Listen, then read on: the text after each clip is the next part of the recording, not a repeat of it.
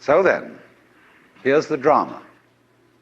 My metaphysics, let me be perfectly frank with you, are that there is the central self. You can call it God, you can call it anything you like. And it's all of us. It's playing all the parts of all beings whatsoever, everywhere and anywhere. And it's playing the game of hide and seek with itself. It gets lost, it gets involved in the farthest out adventures, but in the end, it always wakes up and comes back to itself. And when you're ready to wake up, you're going to wake up. And if you're not ready, you're going to stay pretending that you're just a little, poor little me. And since you're all here and engaged in this sort of inquiry and listening to this sort of lecture, I assume that you're all on the process of waking up. Or else you're teasing yourselves with some kind of flirtation with waking up, which you're not serious about. But I assume maybe you are, not serious but sincere, that you are ready to wake up. So then, when you're in the way of waking up and finding out who you really are, you meet a character called a guru. As the Hindus say this word, the teacher, the awakener. And what is the function of a guru? He's the man who looks at you in the eye and says, oh, come off it. I know who you are. You know, you come to the guru and say, sir, I have a problem. I'm unhappy and I want to get one up on the universe, or I want to become enlightened. I want spiritual wisdom. Ah, the guru looks at you and says, who are you? You know Sri Ramana Maharshi, that great Hindu sage of modern times? People used to come to him and say, Master, who was I in my last incarnation? As if that mattered. And he would say, who is asking the question? And he'd look at you and say, basically, go right down to it. You're looking at me, you're looking out, and you're unaware of what's behind your eyes. Go back in and find out who you are, where the question comes from, why you ask. And if you've looked at a photograph of that man, I have a gorgeous photograph of it. And you look in those, I walk by it every time I go out of the front door. And I look at those eyes and the humor, the lilting laugh that says, oh, come off it, man. Shiva, I recognize you. When you come to my door and you say, I'm so-and-so, I say, ha ha, what a funny way God has come on today.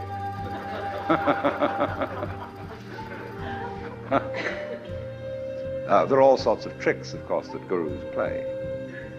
They say, well, we're going to put you through the mill. And the reason they do that is simply that you won't wake up until you feel you've paid a price for it. In other words, the sense of guilt that one has, or the sense of anxiety, is simply the way one experiences keeping the game of disguise going on. Do you see that? Supposing you say, I feel guilty. Christianity makes you feel guilty for existing. That somehow the very fact that you exist is an affront. You are a fallen human being.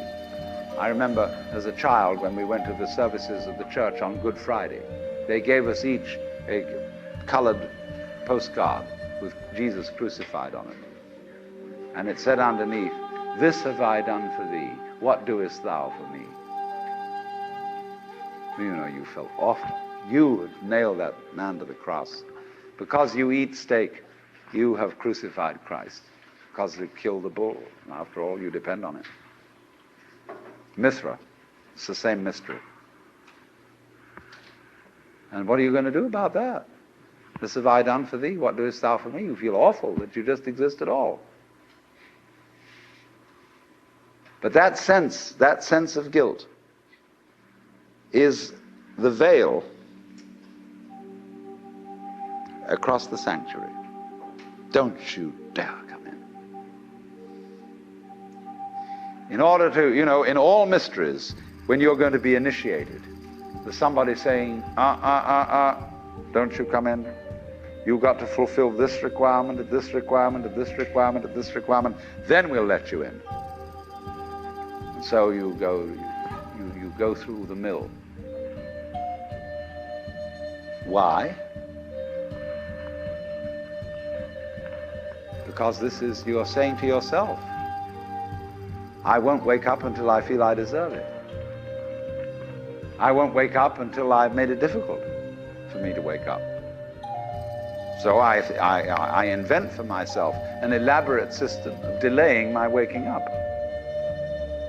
I put myself through this test and that test, and when I feel it's been sufficiently arduous, then I may at last admit to myself who I really am, and draw aside the veil, and realize that after all, when all is said and done, I am that I am, which is the name of God.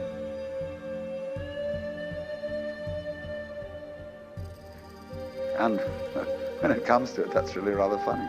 They say in Zen, when you attain Satori, nothing is left to you at that moment but to have a good laugh. But naturally, all masters, Zen masters, yoga masters, every kind of master, puts up a barrier and says to you,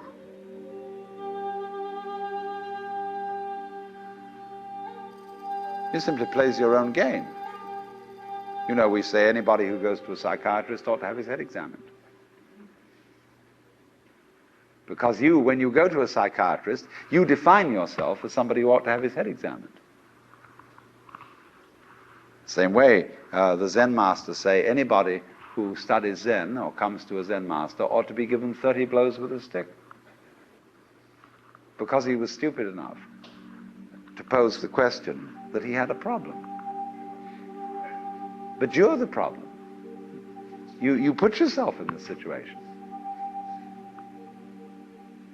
So it's a question fundamentally. Do you define yourself as a victim of the world or as the world?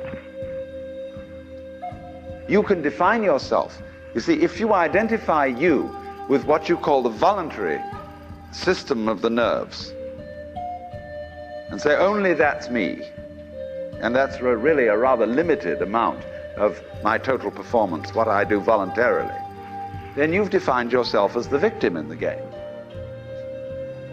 And so you are able to feel that life was a trap. Something else, whether it was God or whether it was fate or whether it was the big mechanism, the system, imposed this on you. And you can say, poor little me.